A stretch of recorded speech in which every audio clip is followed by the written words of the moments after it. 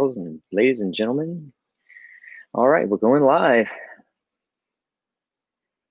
And All right, we're live. welcome Okay. everybody. I think we're live. Yeah. Good So morning. happy ForceFest 2020 to everyone. We want to send a shout out to Richard and Sarah for all the hard work they've put into this. This has been great. The opening ceremonies last night were great. I got to sit in on a little bit of it, and that was a lot of fun. So thank you for joining our panel. My name is David Drennan. This is my son, I'm Timothy Timothy Drennan. Drennan. We are as father and son. We have a YouTube channel where we talk about Star Wars and a lot of other things. But so we got the opportunity to do this today because as father and son, we have the whole parenting dynamic thing. And my son just had his first son, his first child earlier this year. So our goal was to talk about the parents of Star Wars. So thank you for joining this panel. And we're just going to kick it off right off the top of the bat with the first parent of Star Wars, Shmi Skywalker. So everybody ready? Let's do this. I think so. Let's go. All right. So Do you want to Timothy, what start do you with got? me? Yeah, go ahead. Start with you. So just talking about being a parent, parenting, and I'll probably go into this more a little later on down the road, but parenting was and Star Wars means something different to me now as a parent.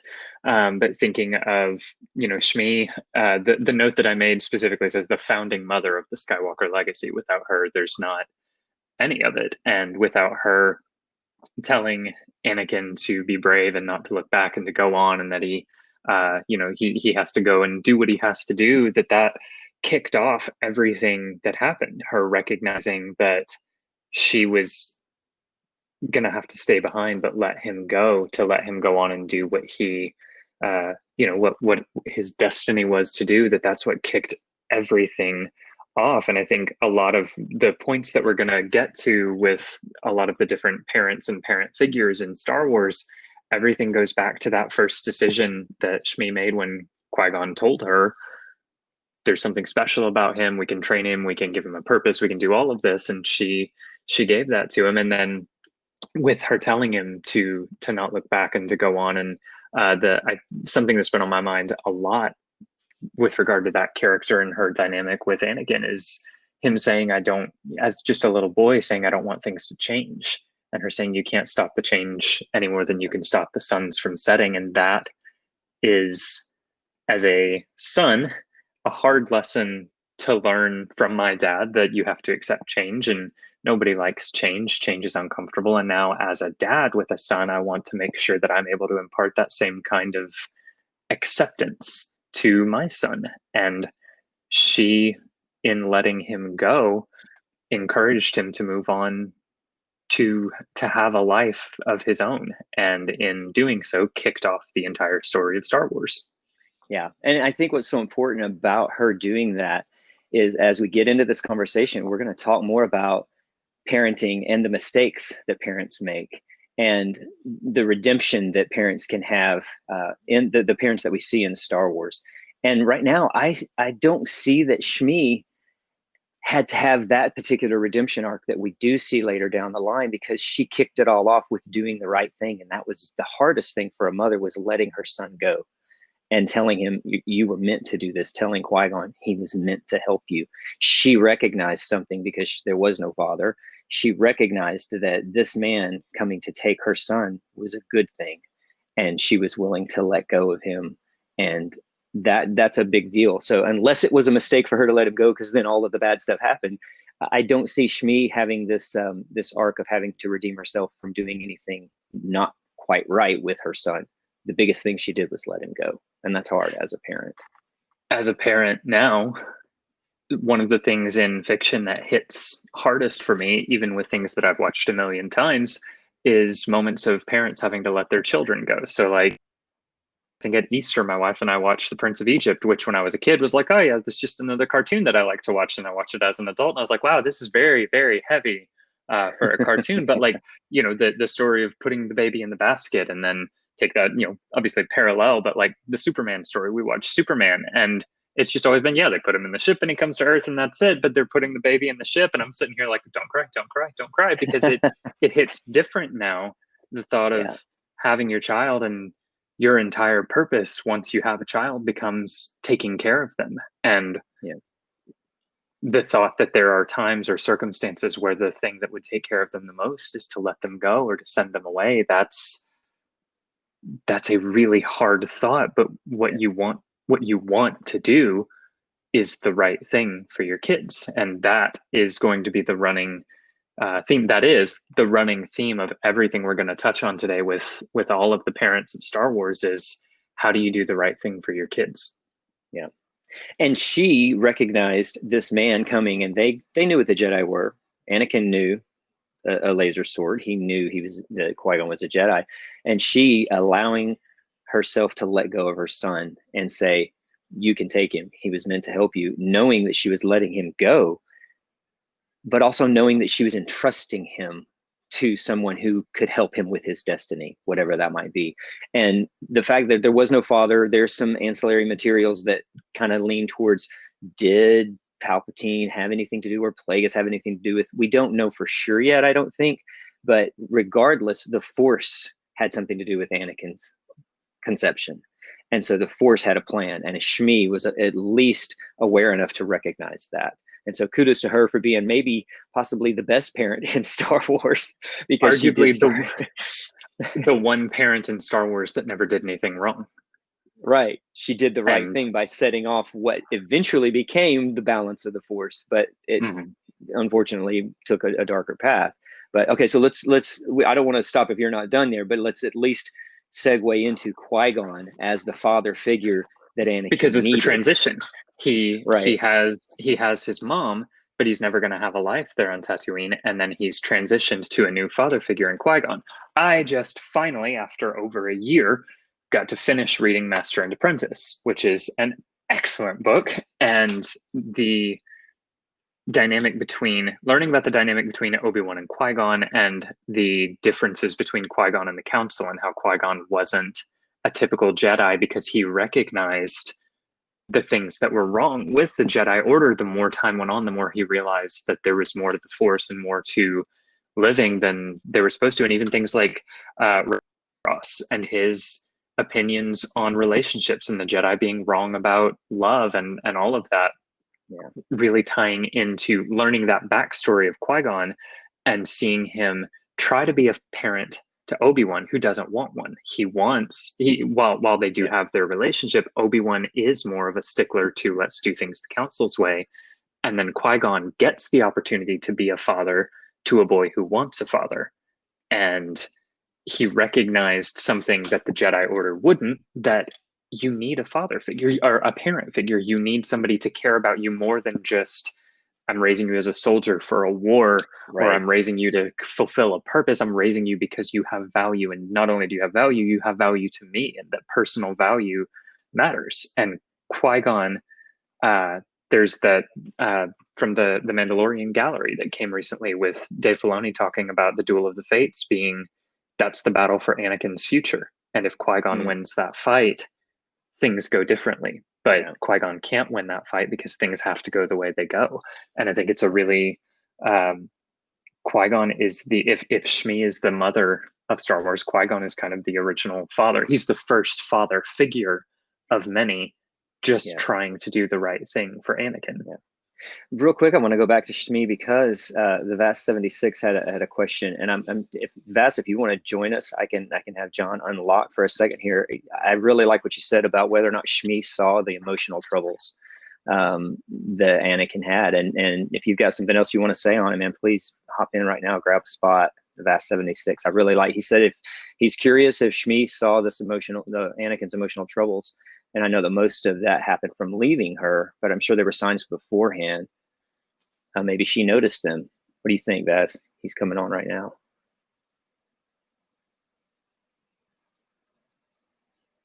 It's taking a second. Looks like it's not quite joining. I really like that thought, though. That's not something I thought of. Is what did Shmi see in Anakin? Because she raised him for, what is he, 10, 9 or 10 years. So she had to see some things.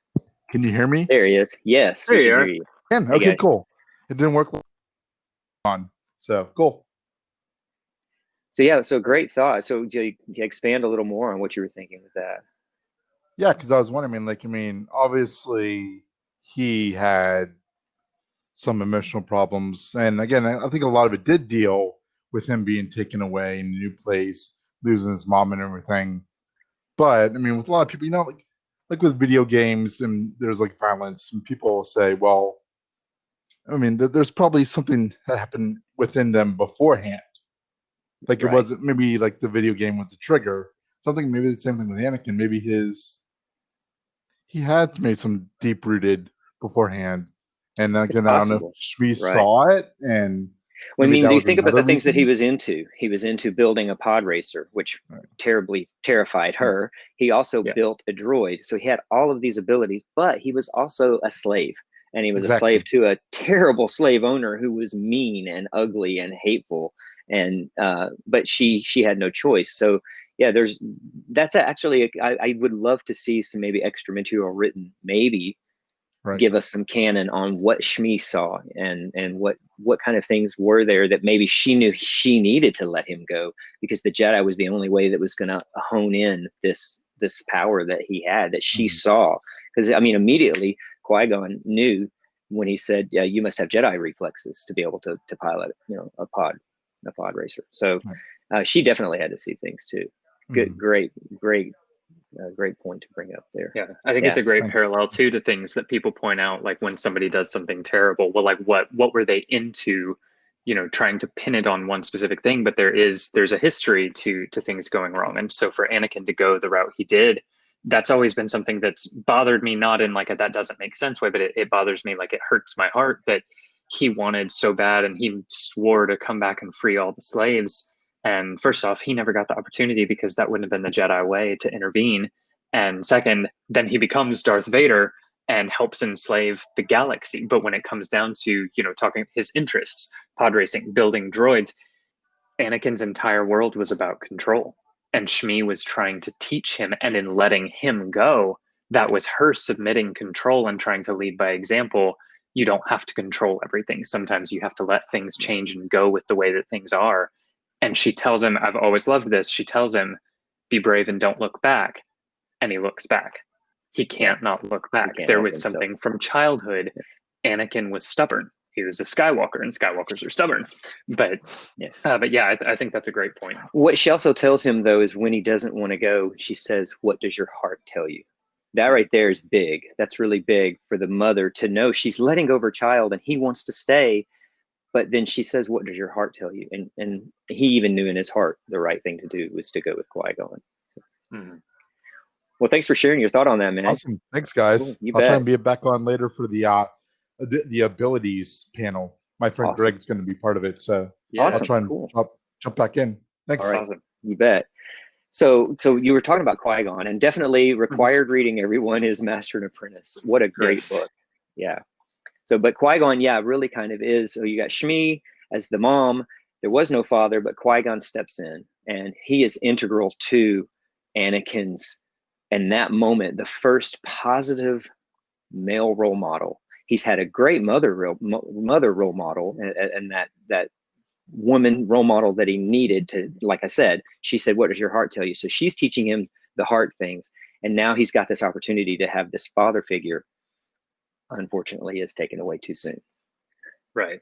Well, and you get with Obi-Wan losing Qui-Gon and his struggle to follow the way that the council want things done, but also to recognize you see the seeds of emotion in Obi-Wan, that he wants to be the Jedi the council wants him to be, but he has a relationship with Qui-Gon that he shouldn't, and he knows he shouldn't, but it's natural, and that natural care and emotion that they have for each other breaks into him. And there's, you see the jealousy when Qui-Gon turns all his attention on Anakin, and in asking Obi-Wan and passing the torch again, Anakin is kind of in looking through things in the lens of parenthood.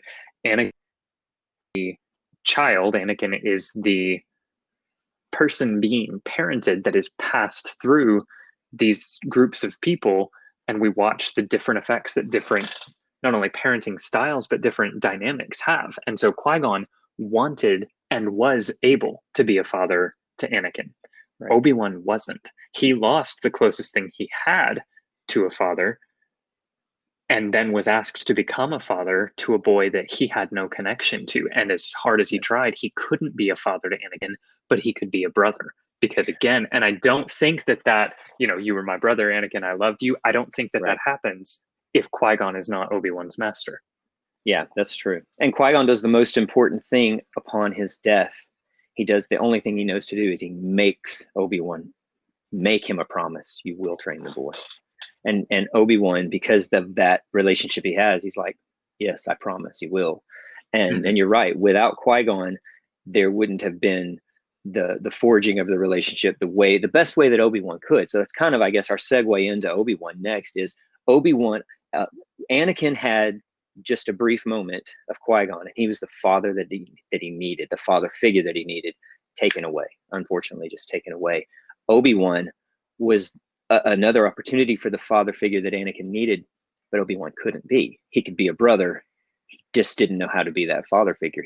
There was just something there, not there, I guess, that he didn't have that he could do. And that's what's so sad and also so impactful about the relationship between Anakin and Obi-Wan, but also so sad about it is that Anakin is looking for a father and Obi-Wan can't be that.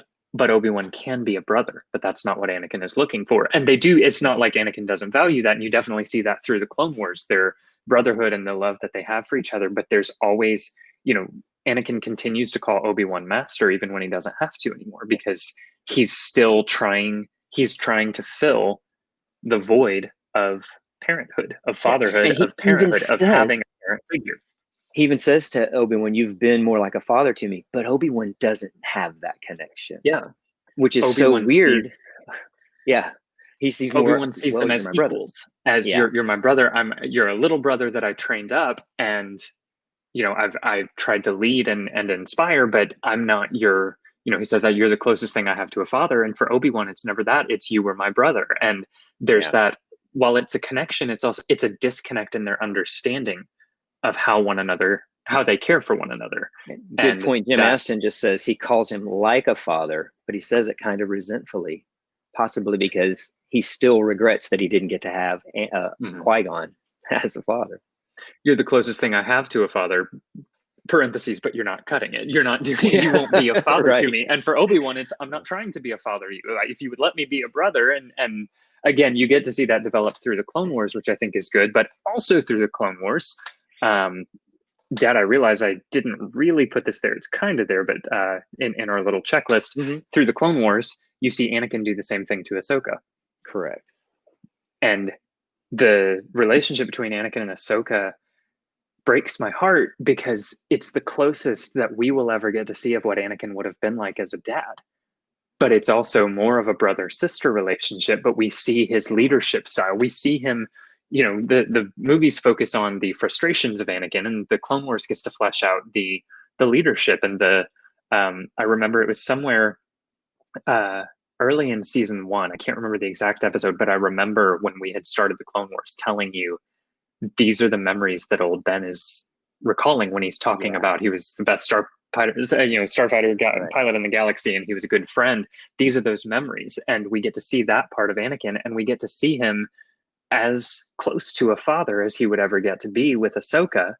But again, it's never quite there. It doesn't quite work. He doesn't get to be that father. Anakin wanted a father and doesn't get to be one. The true irony of Anakin is he wanted a father figure and then doesn't get to be one to his own children. And they're jumping ahead a little bit, but Camera, you're right on. We're headed there. Palpatine forcing himself as a father figure, but we're kind of headed there. There was a great piece of the notes that Timothy made that I hadn't even thought of. So let's keep going. So we could just jump go ahead? straight Let's to that. do it. We could get there. Palpatine is the father of all suffering in the galaxy. Every bad thing that happens in canon Star Wars as we know it happens because of Palpatine. He orchestrates all of the suffering, all of the darkness, all of the bad things. Every bad experience anybody has happens because of Palpatine. And, you break it down to George Lucas's definition of what a Jedi and a Sith, or what the dark side and the light side are. It's being selfless versus selfish. And it's Palpatine's selfishness, his desire to serve himself and to have everyone else serve him. Star Wars is an allegory for what that kind of selfishness, how far reaching the consequences of selfishness can go. That this one person's desire to please himself causes so much suffering for everybody else. He's very much the role model of what not to do as a parent, not Right. to be the controlling, I have to control everything about you parent, which he manipulates Anakin from that young age when he says, I'll be watching your career with great interest. And that moment, his evil fatherhood figure started because he's like, I can mold this guy, but it's all about control. And again, he is the example of what not to be as a parent. Don't manipulate and control and, oh, I want you to do this, but I'm going to very passive aggressively lean you towards where I want you to go. And when the time is right and you're ripe for the picking, you're coming to the dark side. You're going to serve the purpose that I need you to serve. And again, Right. Palpatine, it's drawing a kind of funny comparison, but it's accurate. Mother Gothel in the Rapunzel story, and particularly like the Disney Tangled, something that's been pointed out that I love is through the entire film, every time she says, she's got that cute little like, I love you more, I love you most. When she says, I love you most, she's never looking at Rapunzel, she's looking at her hair. Because it's the thing that keeps her, that gives her her power, that keeps her alive. It's that same kind of dynamic for Palpatine. And, you know, it's Disney Star Wars now, so I can make that comparison. You guys didn't know we were going to talk about Rapunzel in this panel, right? Listen, it's all connected, man. No, but it's the same kind of manipulation. Palpatine will twist Anakin's understanding and he'll say things and he knows that he means something completely different, but he knows it's going to warp Anakin's perspective. It's going to warp Yoda's perspective. It's going to warp the Senate until he has manipulated everybody into serving his purpose. And the sad truth is there are parents that do that, that only want their children to be what they want them to be for what it will do for them. And Palpatine, looking at him as a character in terms of parenthood, he's exactly as you said, the picture of what not to do as a parent to your children. All right. And I did see Cam had the Palpatine. I think we've just come up with a new word for Palpatine. I guess if you like him, is that what you're talking about there? As a father figure? Is that not Papa Satan? Papa Satan? Papa Satan. Oh, yeah. I saw Stan. Papa Satan. Yeah, that's actually true. Completely different thing. Completely different thing. I was like, where are you going with that, Cam? Sorry. I'm old. Get the bifocals over here. Yeah, I see Satan now. Okay. All right. Moving on to the next set of parents that we get to meet. We'll go slightly out of order. Galen and Lora Erso from Rogue One.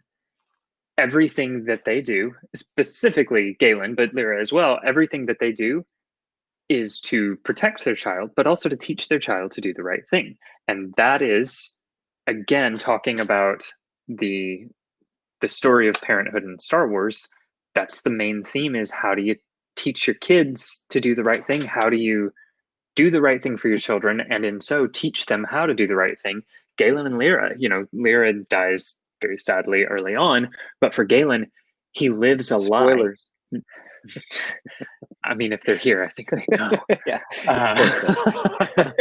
But Galen is willing to live a lie at the cost of knowing that Jin may never find out the truth and would hate him for it, but he will live that lie if it means there is a chance that A, he can save her life, and B, give her or someone else in the galaxy the opportunity to, from the inside out, take down the weapon of the enemy. And that he would be willing to sacrifice his entire existence just to give her a chance.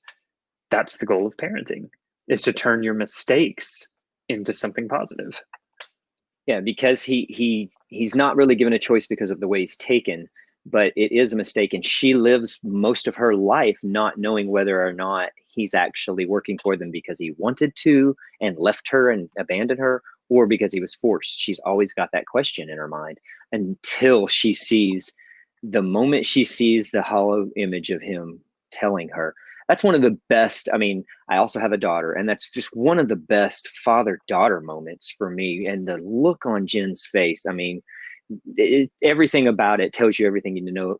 You need to know in that moment that she sees my daddy didn't abandon me for the evil empire. My papa was doing something all along to help the universe, to help the galaxy, not only to protect and not me. only to help the universe, but to protect me. That he never stops thinking about me.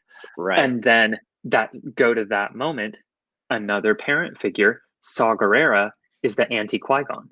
He did the exact opposite of what Qui Gon did, where Qui Gon brought Anakin into this order that was all about no emotion and no, you are just a tool. To an extent, you're a tool being raised to fight, a war that we've defined for you. Qui Gon brings him in and doesn't want to teach him that way, doesn't want to bring him up in that world. Saw should have taken care of this little girl, but he raised her to be a soldier. He raised her to be a weapon to fight his war for him. Again, another image of selfish parenting. And he they have did actually abandon her. Yeah.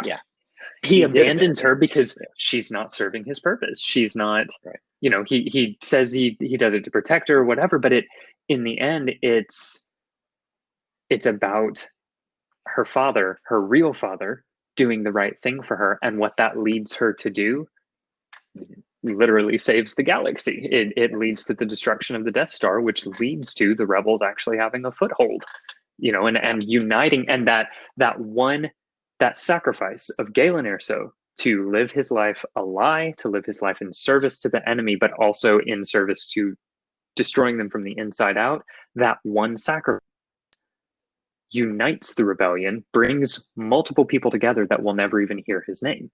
Yeah. Now, I will give this to Saw. Right thing. Yes.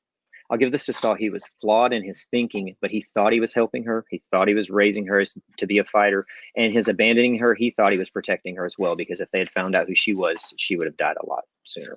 So it was flawed thinking. It was still selfish thinking, but he was trying to protect her in the best way he knew how, as a godfather type image. So true. Anyway, but Galen definitely, especially the moment on the platform when she does get to see him, they have that moment. That was really cool. And I feel like there was a redemptive moment as a parent there for whatever mistakes he's made. There was that moment they got to have in person before before he passed. I know we're getting short on time. We've got half an hour, so we've got a ways to go. We've got a ways to go, but we're making good time. I'll let you take the next one, because I've done plenty of talking. So you jump back a couple of years. Yeah, jump back a little bit more, and this one's just a fun one. But Hera and Kanan really are parents to their crew. So you got the crew of the Ghost, and they've got this core unit, and then they pick up another one. They pick up basically a what's the word I'm looking for? A street rat. They pick up a street rat, and it's basically Aladdin. But yeah, so Hera and Kanan are able to have this bond with the folks on their team, and they are parents in a way, without even though they couldn't necessarily do it together as parents. And they had that, you had moments in there where you knew they wanted to be together, but they were at war, they were fighting, and so it wasn't ever going to happen. But the influence that they had on the team was as parents. It was really, I don't think we can spend a lot of time here. It's just neat to call them out and put them in this. They are still what we consider to be positive influences as sort of adoptive parents to that whole Ghost team. And again, eventually actually becoming parents, but with loss thrown in the mix of it. And yeah, that's true. And they did call themselves Mom and Dad. Thanks for reminding us of that, Jim. Yeah. So they did, in a way, they had that, they called themselves Mom and Dad to the team. So, I was just going to say, and Ezra, having lost his parents, he needed that positive influence. And so, and kind of Sabine the same way, I think, and for them to teach him to let go, and for him to learn what it is to be a Jedi, but also to learn what it is to be part of a family and what sacrifice is for him in the last moments, facing, the temptation from the Emperor, to resist that, because it's not only what his real parents would have done, it's what his adoptive parents would have done. Yeah. And real quick, while we're in this vein where we're kind of off the main saga story, let's throw in Iden Verso and her parents real quick. And they were hardcore the Empire is the only way. That's just who they were as parents. That's who they were as a family. They raised her that way. But she began to see through her own that wasn't the right way. And in the very end, if I'm remembering correctly, in Battlefront 2, at the very end, her father tells her to go and live and be free. And he, really seeing that she was right all along, in the very final moments, there's maybe a tiny bit of redemption. He realizes he chose the wrong way. Am I correct in that? It feels like in that moment before his ship, he stays to go down with his ship, that he kind of has a moment where he's like, "You're actually right, and I want you to go and live." Or at the very least, I think it's been, that one has actually been a minute. I think it's either that or it's a moment of he chooses to be a parent instead of a soldier, which is the perfect segue moving on to the original trilogy and the sequel trilogy. And so starting with the original parents of the original trilogy, Owen and Beru. They were parents to Luke. They raised him. They brought him up, but they brought him up a very specific way. And in the same way that Shmi and Qui Gon being parents to Anakin set him on a specific path to learn a certain way, and his own personality led him through that, Owen and Beru and the parents that Luke had, or lack thereof, led him down a very specific path and journey of learning. And the way that Owen and Beru parented Luke was by lying to him. And that's a theme. There's the theme. Really, so if the theme of Anakin is looking for a father and in desperation to have a parent, or to fill the void of losing his mother and not having a father, he's able to be manipulated. The theme for Luke is learning that his entire life was based on lies. And in terms of parenting, how do you tell your children, how much truth do you give your children and when? And how do you protect your children from the truth? And is it the right thing to do? And that's kind of the central question of Luke's parentage. So Owen and Beru lie to him about his father, lie to him about where he came from, lie to him about all of that. And for them, they're not doing it maliciously. They're not doing it selfishly. They're not being wicked in it. It's the only way that they know to protect him from what's out there in Vader, but also what could be in him. And Owen, Beru saying he's got too much of his father in him, and then Owen saying that's what I'm afraid of, hits real heavy when we know what we know now. Let's see, we've had a few more. Yeah, I was gonna say, we had people join. So if you're just joining, I'm David Drennan. This is Timothy Drennan at We Are as Father and Son. Guys, if you want to grab a spot, you have something to say. I'm reading some great comments over here. Justin Beeman, if anybody wants to grab a spot, feel free and chime in. But yeah, so continue, Timothy. I don't want to interrupt your flow, but just wanted to say hi to some folks. No, you're good. So and again, I'm going through my checklist here, and so you stop. I like what Justin has to say. So Justin was saying that the flaw of Owen and Beru is that they were letting fear control, and so they raised Luke from not just from the truth that they held him back from doing the things because of fear, and fear is of the dark side. So their parenting technique was actually manipulated by that evil father of all evilness, Palpatine, because the father of all suffering. He had put in, the father of all suffering. So, and fear leads to hate leads to anger leads to suffering. Or did I say that in reverse? But you did. You did. Yeah, of course I did. This is another thing. If you ever watch our channel, when we do have conversations, I'll say it wrong. Timothy will correct me. So thank you. So as far as what we were talking about, the theme here, the theme of lying to your children to protect them is one thing. And that is something that I think parents do, because your child might ask you something that, you just have to say no or yes or no or whatever in a way that is, you're not giving them the full truth at the moment, because you got to protect them from something maybe evil in the world. And so I think Owen and Beru in that sense, Beru definitely had more of a mother's heart. You can see that just for the few, the short amount of time she has on screen. She's soft and gentle, and Beru's this hard and farmer and all that. I mean, Owen is this hard and farmer. And I think they're trying to protect Luke with the lies, but the only person that gives it to him straight, he thinks, is meeting old Ben. And yet even then, there's still some certain point of view line going on from old Ben. So if we can segue into that, Luke is looking for the truth. Luke is looking for truth. He's looking for his father, but all Luke knows is his father is dead. He just wants to know who his father was. And Owen won't give it to him. When he brings it up, he's told to drop it. Ben represents a chance at the truth for Luke. And from Obi-Wan's perspective, as old Ben, as this old mentor to Luke, he gets to be to Luke what he never could be for Anakin. It's his opportunity to be a father figure, where Owen wasn't, in a way that Owen wasn't, because Obi-Wan has a truth that he can give Luke. And more than that, he has the Force. He has the way of the Jedi that he can give to Luke. He can teach him. He has something to offer. And he sees, when he took on training Anakin, he didn't see himself having anything to offer him.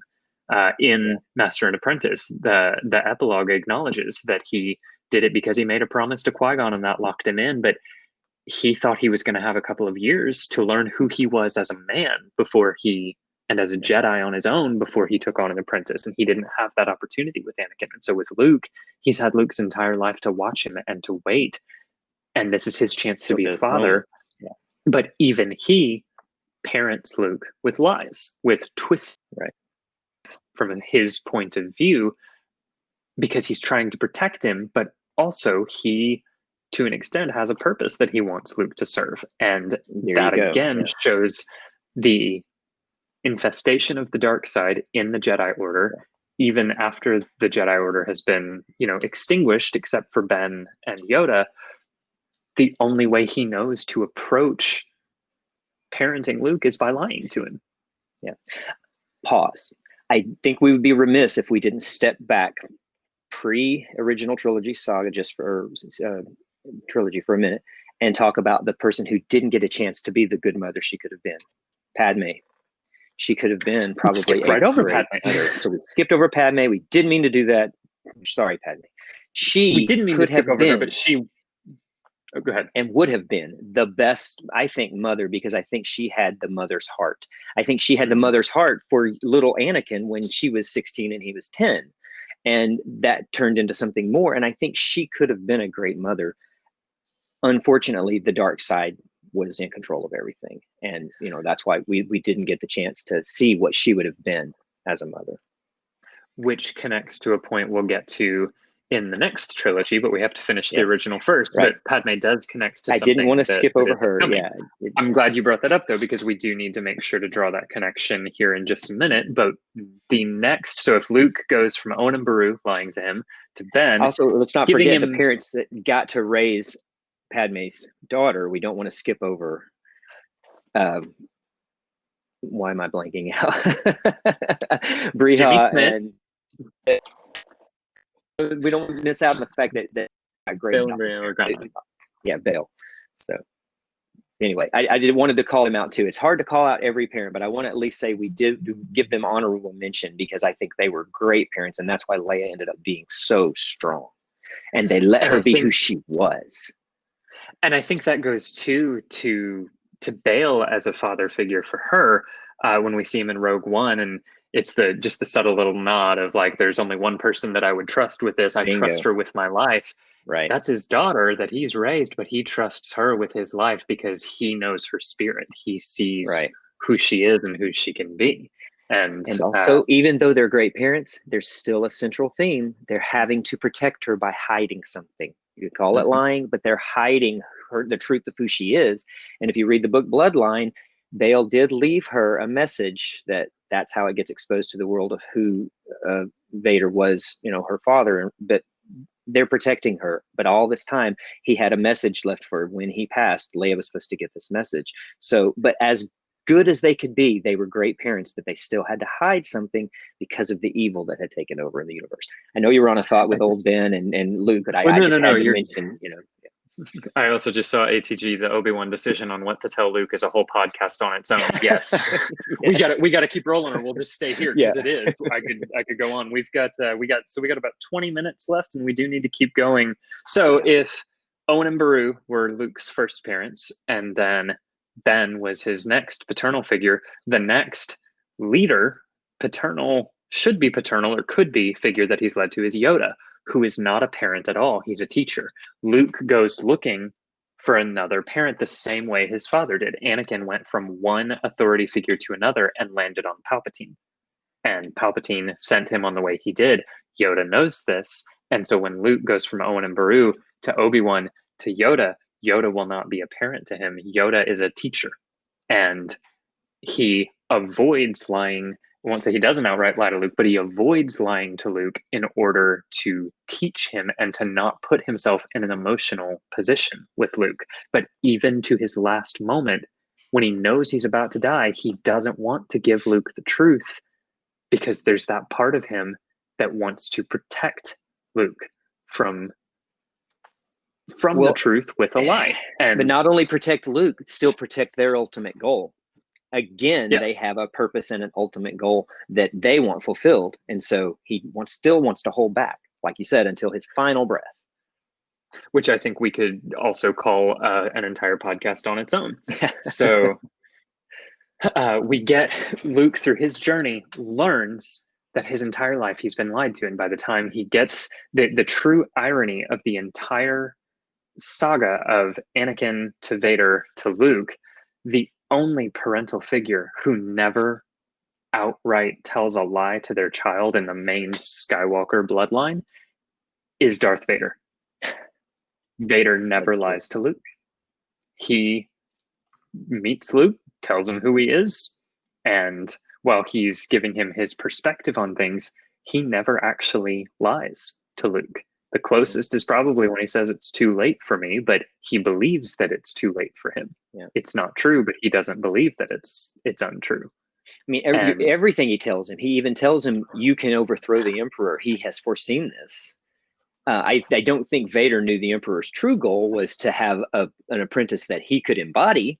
We find that out later. But Vader is being as honest as Vader knows. And you're right. As a father, he's the evil one being truthful, while the good guys are still hiding.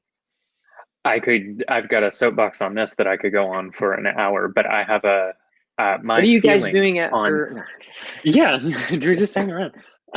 My feeling on Vader is that if you've read the Vader comic, which you should because it's amazing, you see him meditate, and his meditation is chaos. It's like a storm. And in that storm are small flickers of light. And over the years and over the atrocities he commits, the lights flicker out one by one by one by one by one as he buries the Jedi.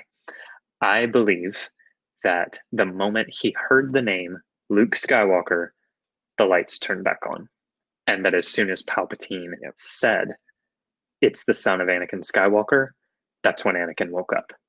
And everything from the moment Vader hears from the Emperor, it's the son of Anakin Skywalker, everything he does from that moment on is an internal struggle between the Jedi and the Sith in his one body. Because Anakin, for all of his flaws, his primary motivation was always love. And he did it selfishly. He loved selfishly. But when Anakin, who thought long dead, hears he has a son, that he and Padme had a son that lived, he wakes up. And that in itself is a picture of the power of being a parent and the power of having a child and what loving your child can be. So we finish the original trilogy with Luke learning the truth about everything and realizing that so much of the truth was lies for him. And we get Ben Solo. And Dad, I'll let you move on to taking Han and Leia as parents, because I think this was your this is where you are most passionate because Han is your favorite, and then I'll probably wrap us up with Luke and Rey. Okay, so we got 15 minutes. We can do this. Yeah, we can do this. So with Han and Leia, I mean, obviously we know who they are through the original trilogy. We know what strong personalities they both are, and in many ways they are opposites, and so those opposites do attract. And then they also already had their lives and their life destinies. They already knew who they were. Leia was going to always be in some form of leadership and politics and running what she could to help the galaxy. Han was always going to just be a scruffy looking nerf herder scoundrel. yet they came together. They've got this beautiful romance, this beautiful love, and they want to be a family. Han is going to try his best. Leia is going to do what she can do. They have a son. And as parents, unfortunately, they suck. I think they gave it their best shot. The dark side, unfortunately, had a play on what was going on. But Han and Leia loved their son. I have no doubt of that. Ben says in The Force Awakens, Ben Solo or Kylo says to Rey, you would have been disappointed as far as, Han as a father. I don't doubt that, but I don't doubt Han Solo's love for his son. And I don't doubt Leia's love. And I think as parents, all we can do is love, even if we're not the best parents, even if we make mistakes, you try to show the fact that you love your child and you'll do anything for them. And when the bad stuff went down, and I haven't read all of the comic book stuff on the Kylo Ren comics and all that, but I've seen a little bit, but I know from Bloodline that Ben turned when he found out that he'd been lied to his whole life about who Vader was and about who his grandfather was.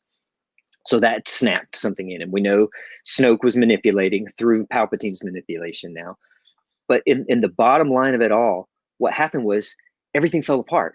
And you have Han and Leia, these two strong characters who are really strong and great at what they do in their life. And yet they're just not able to cut it as parents. And when they lose their son, she goes off and does what she knows. He goes off and does what he knows. And yet when they finally come back together in The Force Awakens, everything they had is still there. It's just been tainted by years of disappointment in themselves, disappointment in losing their son, disappointment in everything that has happened, and then the First Order rising up. But the strongest moment for me in The Force Awakens is that father moment when Han walks out onto that platform and he full well knows what he's doing.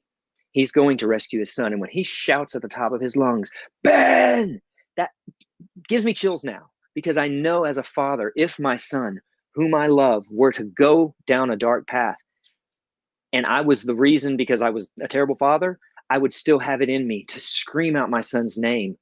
He didn't call him Kylo, he called him Ben. And Kylo says, what do you think you see if I'll take this mask off? The face of my son. There's a guy, Han Solo, right there, who loves his son. He's failed, he's messed up, but he loves his son. And in that moment, Ben has the conflict. He's struggling and will you help me? Of course I'll help you. You're my son. That's the look on, and Harrison Ford, he killed it. Adam Driver killed it. The emotions they show on their face are perfect, but you can see that Han Solo, as flawed as he is, still wants to help his son. He's still anything. He takes a hold of that lightsaber, anything. And unfortunately what happens is awful, but it also, in that moment, Han redeems himself in my eyes as a failed father. He redeems himself from being a failed father by, in that moment, he'll do anything, even if it's the greatest sacrifice. In that moment, he gives up his life. Maybe not knowing that he was about to die, maybe knowing, but in that moment, it's whatever you want. And at that moment, what Kylo unfortunately wanted and needed was to kill his own father. And Han, I want to jump forward now to The Rise of Skywalker, because the memory of that scene is so great. But let's continue. Let's move on. Leia, in her parental mode, she is instrumental. I guess I am jumping ahead. Is instrumental in The Rise of Skywalker to redeeming Ben. And Ben-demption is real because of Leia's connection to her son. And in that moment, I believe she uses the Force. She stays alive through the whole latter part of The Rise of Skywalker, because her purpose after laying down and going into the Force is to get Ben back. And I believe she may have had a little bit of manipulation in the Force of that memory. So she triggered that memory. Even though it was Ben's memory, I think Leia was still there because she didn't fade into the Force till later in the movie. Sorry if I'm jumping ahead too much, Timothy, but no, that was where you needed to go. Really, I'm passionate about. She opened the door for him, right? Continue. And I feel bad because we're running out of time and we're just about to wrap up. I've been trying to read the comments as we go, and you guys have been saying everybody's been saying great stuff. Cam and Jim and Justin and Jennifer and everybody, you guys you've all been saying, excellent points that we were concerned at the beginning of this, like, can we do this for an hour? And now we're realizing we're running out of time. We needed but you guys are, it's probably good we didn't get to. Yeah. But Please yeah, move on to you Luke guys are with making Rey. excellent points. So for you, and just backstory on me and Dad, his favorite Star Wars character is Han Solo. Mine is Luke. And so for me, Luke in The Last Jedi is the most human and also the biggest that I've ever seen my hero, in both his human mistakes and his legendary actions. And when we find Luke, looking at him in the context of parenthood and the lessons he learned about his life being lied to, when it all falls apart and he makes mistakes, he doesn't want to repeat the mistakes of the past, so he runs away. He does the only thing he knows to do and runs away from it, which is true to form. When Luke Skywalker, when things don't go his way, Luke Skywalker throws something across a room, kicks, a can, kicks the dust, whatever, because he's a Skywalker and they whine and they throw fits. But when Rey comes to him, he sees not only the circumstances that are happening in the right now, he sees history on a cycle. He sees her looking for a father, but also looking for a Jedi. And he knows that you can't be a father and be a Jedi because no one's ever done that the right way before. And I can't do this. He learned all the history of all the lies and all the mistakes. And so he refuses to be a father to Rey. She comes looking for one because her parents, side note on her parents gave their lives with a lie to protect her, lying that they didn't leave her on Jakku, lying that her whereabouts would ever be a mystery because they knew that lie and leaving her without knowing who she is or why they left her would break her heart, but they knew that it would also protect her for the rest of her life. Luke sees all of this, and whether he knew that at the time or not, Luke sees all of these things and chooses to be a teacher to her and to teach her the truth, which no one would ever do for him, just to give her the outright truth. There's that deleted scene where he tells her that the village is being attacked. The one time he lies to her, the village is being attacked, and she just has to let it happen because that's the Jedi way. And she busts in and they're having a party and she's embarrassed, and he tells her, the Jedi order that you love so much, that would have been what they told you. They would have told you to let those people die, and you knew it was the wrong thing to let them die. That's the lesson he's trying to teach her.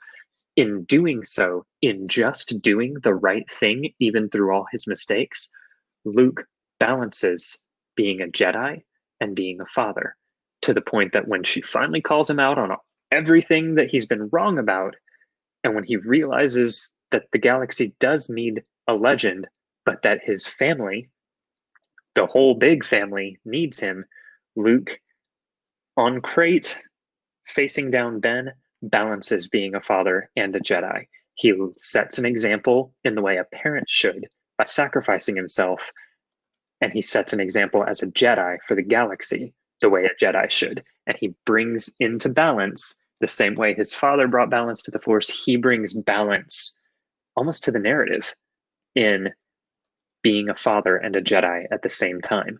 Rey learns that from him, and when she gets the truth of her parentage, the truth of her bloodline, she doesn't want it, it hurts her, but she's able to make peace with it because of who her parents were. Not just her biological mother and father and what they did, but Han and Luke and Leia, all of them being parents to her, taught her how to be the Jedi that the Jedi didn't know how to be. For the entire time that they were in order, they were missing something. And Rey, Anakin, speaking to her, says, bring balance as I did. Rey brings balance in a different way by being both human in terms of having emotions and caring and loving people, but also being a Jedi and being self-sacrificial. And all of that amounts in sacrifice and redemption. And you have a point. I was going to say, and that's what Luke did, even though he wasn't her parent and he didn't father her like she thought maybe she would get. In that last moment of his life, he gave his sacrifice was to help them get away, as we've seen with these other parents, have the mistakes they've made, but redeeming them. Uh-oh, it looks like we lost Dad. Can everybody still hear me? I'm gonna make sure you guys can still hear me. If somebody could comment, you can hear me. Okay, well, while he's trying to get back, I don't know what happened there. Sorry, I don't know. Hey, there you are. Sorry about that. I don't know. I have no idea what happened. So anyway, but yeah, final moments, The Last Jedi, Luke did what the parents that we've been talking about, with the theme going on of their mistakes, their consequences of their mistakes, but in the last final moment, doing something redemptive that you can't make up for all the mistakes as a parent, but you do something in the end to show, hey, I wanted to get this right. And Luke did that. Even though he wasn't raised parent, he showed that by example, okay, yeah, I can still do something to help you in the end. And I think we've come down to the last 5 minutes. We did it in time. That brings me to my wrap-up point that I wrote down. The theme of parents in Star Wars is the consequences of the lies we tell our children. What do we, should we, can we tell our children, and how and when? The story of parents in Star Wars is the story of Star Wars itself, which is redemption. You make your mistakes to the last, even if it's your very last moment, but in your last moment, choose to do the right thing. Han, Leia, Luke, Galen Erso, Qui Gon Jinn, every single one of them in their final moment, old Ben on the Death Star, choose to sacrifice themselves, choose to lay down their life. Every parent in Star Wars dies. They choose in their final moment to do the right thing, even if they've made mistakes every step of the way. And it's the story of how one final act of selflessness can change another person. And if the sequel trilogy is not only about Rey learning that it doesn't matter where you come from, it matters who you choose to be, it's also about Ben being saved, because it doesn't matter. The story of Star Wars is and I think what makes it so pertinent, especially now, something that I've thought a lot on, is we live in a world that doesn't believe in redemption. You are your past mistakes. If someone can drag up something stupid you said or did 10 years ago, that's still who you are, and you don't have the chance to defend yourself and say, I'm different now, I've changed now. Some people don't change, but we don't believe in redemption anymore. And Star Wars is a reminder that even if it takes to your final moment, anybody can be redeemed. And parents in Star Wars are the image of using your final moment for redemption. Yeah. Thank you for coming to my TED Good Talk. stuff. Yes. Thank you all for coming to our panel. I mean, we've got a few minutes left. I do want a big shout out to John. I'm going to butcher your name, John, because when we met before, I forgot to ask you how to pronounce it, but John Zancanero, I think he was our moderator. Thank you so much for keeping us within this, this time frame. Guys, ForceFest has been great. We really are glad to have gotten to be a part of this. You guys are awesome for hanging out with us. Please remember the Make-A-Wish link that John just posted in the comments there. If you guys can make a wish, Get Vocal is going to match it. Thanks again to Sarah and Richard, and I don't even know all the names of the people, and Liz and the people that Get Vocal. This has been great. We're really excited that we got to be a part of this. We posted a minute ago a link to our YouTube channel. Somebody else, Adam, also posted as well. Thank you guys for being a part of this, us be a part of this. And I hope this is something that will continue to grow in the future, and that ForceFest will just explode and become a big thing every year, that fans can get together and meet each other like this online. So again, we are S Father and Son. I'm David Drennan. This is Timothy Drennan. And we do have a channel on YouTube, and we are on Twitter at ASFAS92. So you guys, please continue to enjoy yourselves with ForceFest. Go check out the other panels. There's Empire Strikes Back, the 40th anniversary. There's a panel on that. There's a Lightsaber Guild panel. I'm moderating in a little bit for a Roast Tico panel. So if you guys love Roast Tico, please join that. So thank you guys again. I guess we'll call it quits. We appreciate all the friends and familiar faces, and we also appreciate all the new faces we saw out there. We really are excited to get to be here. So we have this thing we do. Timothy, you want to tell them what it is when we say goodbye? It's the way we give a good send-off. So awkward wave. Awkward wave. Bye, guys. Thanks again. And this will linger. It's just going to stay here till it's over. Hit it, John. He has the power to leave us.